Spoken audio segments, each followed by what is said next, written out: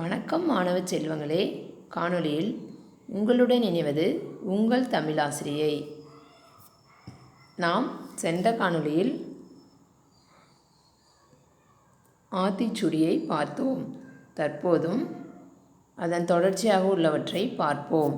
ஆத்திச்சூடி. கேள்வி எழுந்தது. பறவைகள் இல்லையா? பறவைகள் நாம் பார்த்துருக்குறோமா? எங்கே பார்த்துருக்குறோம்? பறவைகள்னாவே அதனுடைய இயல்பு என்ன? பறக்கும் இல்லைங்களா? பறவைகள் வானத்தில் பறக்கக்கூடியது இல்லைங்களா? அதுக்கு சிறகுகள்னால அது பறக்கும் இல்லைங்களா? அந்த பறவை பார்த்து நம்ம என்ன நினச்சோம்? பறவைகள் மட்டும்தான் பறக்க முடியுமா? நம்மளால அந்த பறவைகள் போல் பறக்க முடியாதா? இல்லையா? பாருங்கள், மனிதர்களால் பறவையை போல் பறக்க முடியாதா அப்படின்னு நம்ம யோசிச்சுட்டு நமக்குள்ள அந்த கேள்வி எழுந்தபோது தான் நம்ம என்ன கண்டுபிடிச்சோம் பாருங்கள், வழி பிறந்தது. நம்ம இந்த பறவைகள் மாதிரியே மேலே பறக்கிறதுக்குரிய வானூர்தியை கண்டுபிடிச்சோம் இல்லைங்களா? ரைட் சகோதரர்கள் இந்த வானூர்தியை கண்டுபிடிச்சாங்க. அப்போ நம்ம என்ன பண்ணோம்? அந்த வானூர்தியில் பறவைகள் போல் நாமளும் பறந்தோம். அடுத்தது, பெண்கள் நாங்கள் படிக்கக்கூடாதா? ஏன் பெண்களாகிய நாமெல்லாம் படிக்கக்கூடாதா அப்படின்னு யோசிக்கும் போது நமக்குள்ளே நம்ம கேட்கும்போது நமக்கு என்ன கிடைச்சது? பெண் கல்வி இல்லையா? பெண்களுக்கும் சுதந்திரம் கிடைச்சி என்ன பண்ணாங்க? வீட்லேயே முன்னெல்லாம் வீட்லேயே இருந்து சமையல் மட்டும்தான் செய்யணும், வீட்டு வேலைகள் மட்டும்தான் பண்ணணும் அப்படின்னு இல்லாமல் நம்ம என்ன பண்ணுறோம்? பள்ளிக்கு, கல்லூரிக்கு இல்லையா, எல்லா வேலைக்கு எல்லாமே ஆணுக்கு பெண் சமம் என்று இப்போ நம்ம எல்லா பக்கம் போயிட்டுருக்குறோம் இல்லைங்களா? அதுதான். அடுத்தது பாருங்கள், என்னை போன்றவர்கள் விளையாட முடியாதா? இங்கே யார் இருக்காங்க? மாற்றுத்திறனாளி இல்லையா? இவங்க மாற்றுத்திறனாளியவே அவங்களுக்கு ஏதாவது ஒரு குறைபாடு இருக்கிறவங்க தான் நம்ம மாற்றுத்திறனாளின்னு சொல்லுவோம் இல்லைங்களா? அவங்க என்ன பண்ணணும்? இப்போ இவங்களுக்கு கால் இல்லாதவங்க நம்ம எப்படி இப்போ ஓடுறது ஓடியாது இல்லையா? ஒரு போட்டினா அதில் அவங்க கலந்துக்கிறதுக்கு என்ன, நம்மளுடைய கைகால் நல்லா இருக்கணும் இல்லையா? அந்த மாதிரி இருந்தால் தான் போட்டியில் நம்ம கலந்துக்க முடியும். இவங்க அவங்கள பார்த்து போட்டியில் கலந்துக்கணும், நம்மளால் போட்டியில் கலந்துக்கவே முடியாதா அப்படின்னு தனக்குள்ள கேள்வி கேட்டு அதை யோசிக்கும்போது தான் நமக்கு என்ன ஒரு வழி பிறந்தது?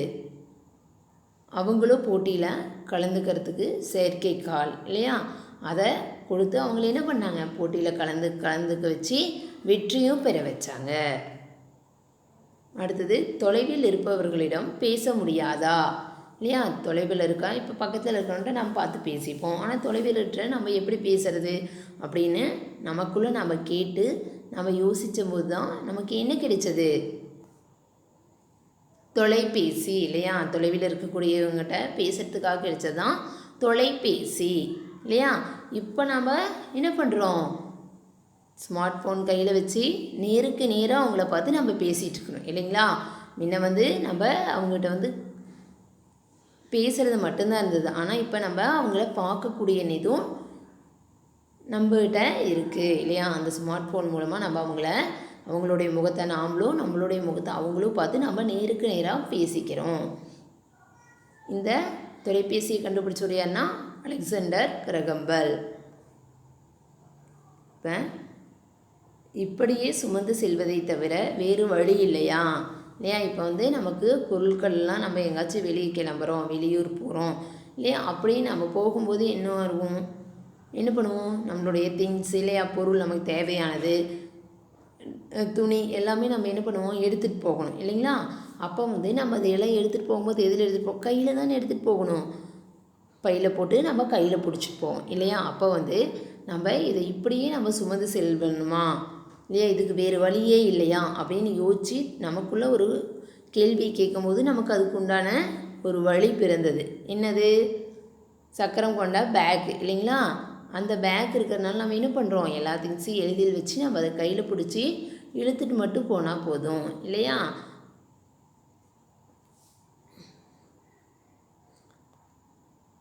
இதுக்கு ஔவையார் என்ன லைன் கொடுத்தாங்க? என்ன வரி சொல்கிறாங்க? கேள்வி முயல். சரிங்களா? முயல் அப்படிங்கிறது முயற்சி, நம்ம என்ன பண்ணணும், கேள்வி கேட்க நம்ம முயற்சி செய்யணும். அதுதான் கேள்வி முயல். நம்ம கேள்வி கேட்கும்போது தான் அதுக்கு உண்டான பதில் நமக்கு வந்து கிடைக்கும் இல்லையா. ஒரு பாடல் கூட இருக்குல்ல, கேள்வி எழுந்தது அன்று பதிலும் கிடைத்தது இன்று அப்படின்னு ஒரு திரைப்பட பாடல் கூட இருக்குது இல்லைங்களா. கேள்வி முயல். அடுத்தது வந்து 2 நண்பர்கள் சரிங்களா. அவங்கள மாதிரி ஒரு சின்ன தம்பிக்கு 2 பேர் ஸ்கூல் போகிறாங்க இல்லையா. அதில் ஒரு தம்பி வந்து இன்னொரு தம்பி வீட்டுக்கு நண்பர்கள் இல்லையா. நண்பர்கள்னாவே ஒருத்தருக்கு ஒருவர் நம்ம என்ன பண்ணுவோம், போய் அவங்களோட சேர்ந்து பள்ளிக்கு போவோம்.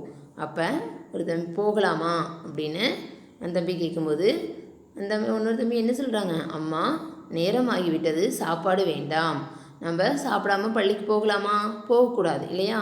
ஆனால் சாப்பிட்றதுக்கு கூட நேரம் இல்லாமல் அந்த தம்பி என்ன பண்ணுறாங்க, பள்ளிக்கு போகிறாங்க.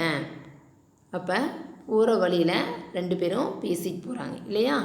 அப்போ ஒரு தம்பி வந்து கூப்பிட்டான்ல, பள்ளிக்கு போகலாமான்னு கூப்பிட்டாங்களே, அந்த தம்பி கேட்குறாங்க, வகை வகையான கற்களை எடுத்து வந்தாயா, ஆசிரியர் சொல்லியிருந்தாரே அப்படின்னு அந்த தம்பி கேட்குறான்.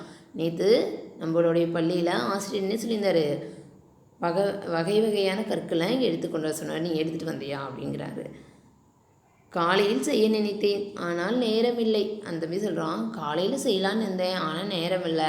அந்த வித சாப்பிடவே நேரம் இல்லை இல்லையா. வேறு எந்த வேலையும் அவனால் செய்ய முடியல, அதனால் எனக்கு நேரம் இல்லை அப்படின்னு சொல்கிற. அப்படி உடனே இதோ பார் நான் சேகரித்து விட்டேன்.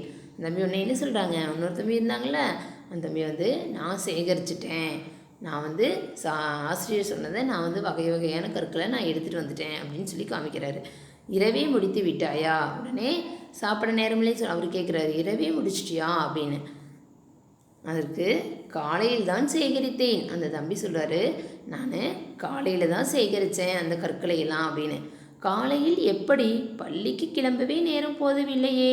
தம்பி சொல்கிறார், காலையில் எப்படி நீ சேகரித்தேன், பள்ளிக்கு கிளம்பவே அந்த தம்பிக்கு வந்து டைம் பத்தல இல்லையா, நேரம் இல்லை, சாப்பிட்றதுக்கு நேரம் இல்லை, எதுக்குமே நேரம் இல்லாமல் இருந்தது. ஆனால் உனக்கு மட்டும் எப்படி நேரம் இருந்தது இதெல்லாம் சேகரிக்கிறதுக்கு அப்படின்னு கேட்கும்போது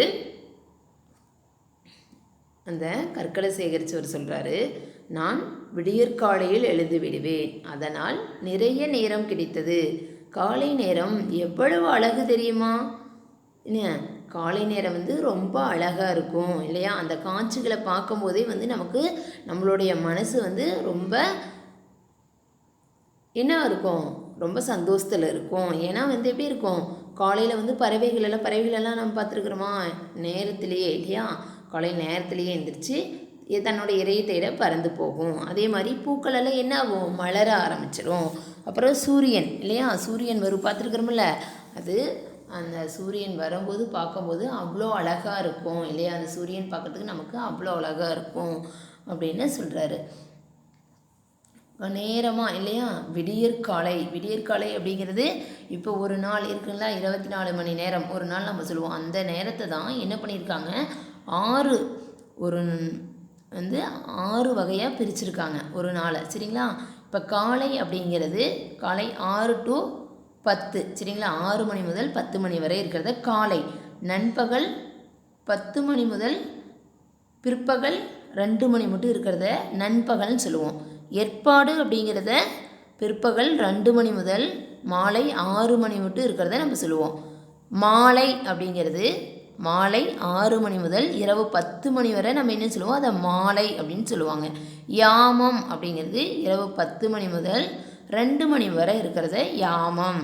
அதே வைகறை அப்படிங்கிறத இரவு 2 மணி முதல் காலை 6 மணி வரை சரிங்களா. விடியற்காலைன்னு சொல்கிறாங்கல்ல, அது எத்தனை மணினா இரவு 2 மணிலேருந்து காலை 6 மணி வரை இருக்கிறதா நம்ம வைகறை அப்படின்னு சொல்லுவோம். அதுதான் விடியற்காலை, நேரத்திலேயே எந்திரிக்கிறது. ஓ, இனி நானும் விடியற்காலையில் எழ முயற்சி செய்கிறேன். அப்படியா, அப்படின்னா அந்த காட்சிகளை எல்லாம் பார்க்குறதுக்கு நானும் என்ன பண்ணுறேன், முயற்சி செய்கிறேன் அப்படின்னு சொல்கிறாங்க.